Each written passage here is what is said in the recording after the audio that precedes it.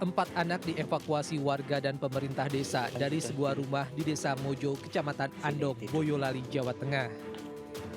Para korban yang masih berusia 6 hingga 14 tahun tersebut ditemukan dalam kondisi kaki dirantai, badan kurus, dan kelaparan. Ini kotak amal di sini ngapain kamu? Soalnya tadi ada yang kamu tutupin, tak kira bawa tas. Ada. Mending kamu jujur. Loh, jujur apa? Mau ngapain? Lah itu. Ini mau kita dari bapak. Peristiwa ini terbongkar saat salah satu anak yang tidak dirantai berinisial MAF 11 tahun keluar rumah dan tertangkap warga saat hendak membobol kotak amal di sebuah masjid di desa setempat. Saat dimintai keterangan, anak itu mengaku kelaparan dan ingin membelikan makanan untuk adiknya yang disekap di rumah pelaku. Sementara saat didatangi, rumah pelaku sudah dalam kondisi kosong dan terkunci karena pelaku sudah ditangkap. Diketahui penyekapan sudah dilakukan pelaku sejak 1 bulan lalu dan selama penyekapan para korban hanya diberi makan singkong. Anak itu ngaku, jadi kita ngambil uang kotak untuk makan adiknya karena sudah 1 minggu adiknya tidak dikasih makan sama yang mengelola katanya yayasan. Tapi ini bukan yayasan karena belum ada istilahnya surat izinnya. Saat ini para korban sudah diamankan di rumah singgah milik Dinas Sosial Boyolali. Sementara pelaku sudah diamankan pihak kepolisian untuk menyelidiki motif dibalik penelantaran dan penyiksaan terhadap anak-anak tersebut.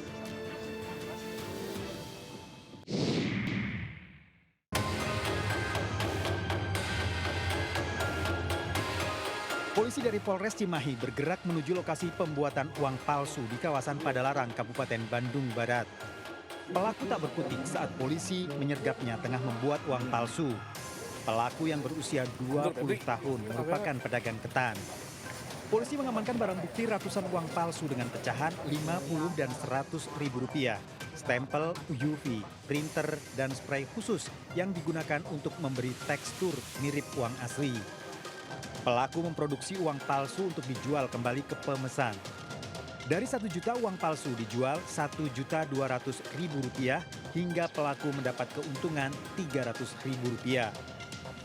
Terus kalau yang tadi itu jualan yang di siapa aja? Ke yang beli Pak. Ya, yang kamu kenal. Pelaku sudah beroperasi sekitar 3 bulan dan uang palsu dijual ke pembeli melalui media sosial untuk menambah modal jualan ketan. Bahwa selain digunakan oleh pelaku untuk melengkapi atau memerlukan kebutuhan sehari-hari, memenuhi kebutuhan sehari-hari, seperti belanja di warung-warung kecil di sekitaran Padalarang dan juga pom bensin dan sekitarnya, tersangka juga melakukan jual beli dengan cara media sosial Telegram. Tersangka terancam hukuman maksimal 15 tahun penjara. Dari Bandung Barat, Jawa Barat, Yuwono Wahyu, iNews melaporkan.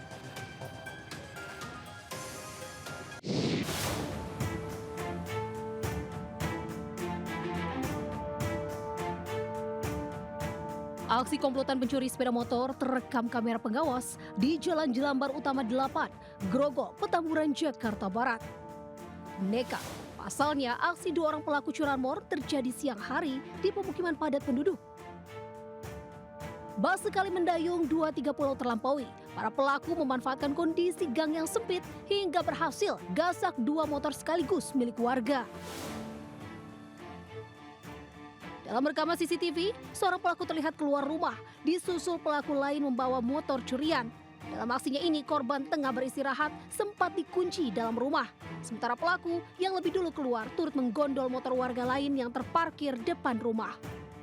Awal kejadian saya di dalam, dikunci dari luar. Motor saya taruh di sini. Saya nggak tahu lewat mana, tiba-tiba udah ada di dalam aja, di dalam CCTV. Dari tetangga katanya ngeliat, katanya dia masuk sini CCTV-nya. Dia juga hilang motornya 1. Berbekal rekaman CCTV, korban telah melaporkan pencurian motor tersebut. Kasusnya tengah ditangani Polsek Grogol, Petamburan, Jakarta Barat. Di Jakarta, Miftol Gani melaporkan.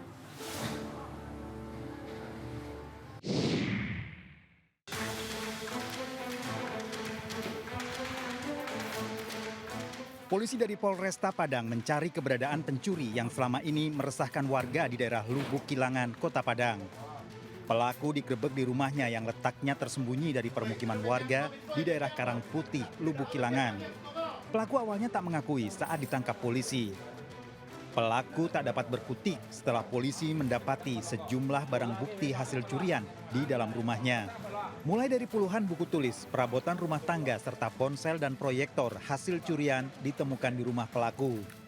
Pelaku dan barang bukti dibawa ke Mapolresta Padang guna melakukan pemeriksaan.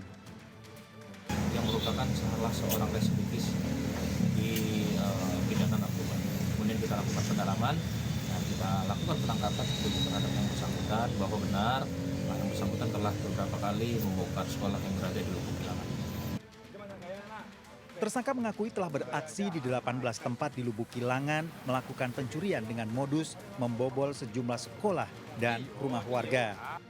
Tersangka terancam hukuman di atas 7 tahun penjara. Dari Kota Padang, Sumatera Barat, Budi Sunandar, iNews melaporkan.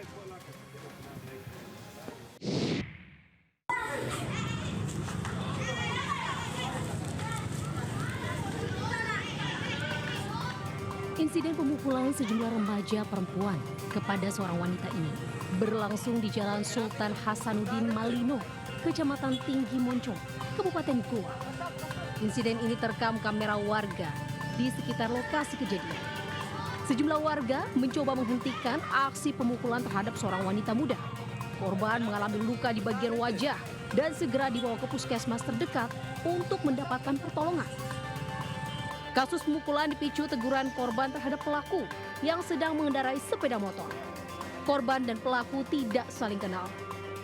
Kasus pengeroyokan yang terjadi saat event Beautiful Malino masih dalam penyelidikan. Polisi juga masih mencari identitas pelaku. Korban dalam hal ini belum melapor, tapi kami sudah bentuk tim untuk menelusuri korbannya siapa, sedang berada di mana, keadaannya bagaimana. Sudah kami perintahkan tim untuk melakukan komunikasi dan pengambilan keterangan.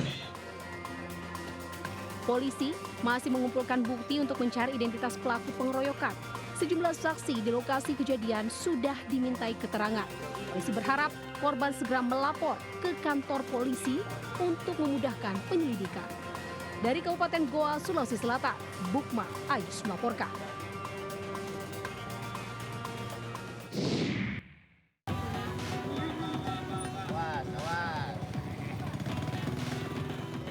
Di Jakarta, hari pertama operasi Patuh Jaya yang digelar Satlantas Polres Pelabuhan Tanjung Priok di pintu masuk pelabuhan diwarnai sejumlah pelanggaran. Sejumlah pengendara motor yang tidak menggunakan helm memilih memundurkan kendaraan dan parkir di bahu jalan. Selain pelanggaran helm yang tidak sesuai standar, pelanggaran terbanyak didominasi dengan berbonceng lebih dari satu. Tadi sudah banyak kami temukan, pertama melanggar rambu, ya, parkir tidak pada tempatnya. Yang kedua tidak menggunakan helm, tidak membawa kelengkapan surat-surat, bahkan tadi ada kendaraan yang tidak dilengkapi surat-surat. Sebagai informasi, operasi Patuh Jaya ini akan digelar selama 14 hari mulai 14 Juli hingga 27 Juli 2025. Pengendara melanggar akan diberi surat teguran untuk tidak kembali melakukan pelanggaran dalam berkendara. Dari Jakarta, Sofyan Firdaus, iNews melaporkan.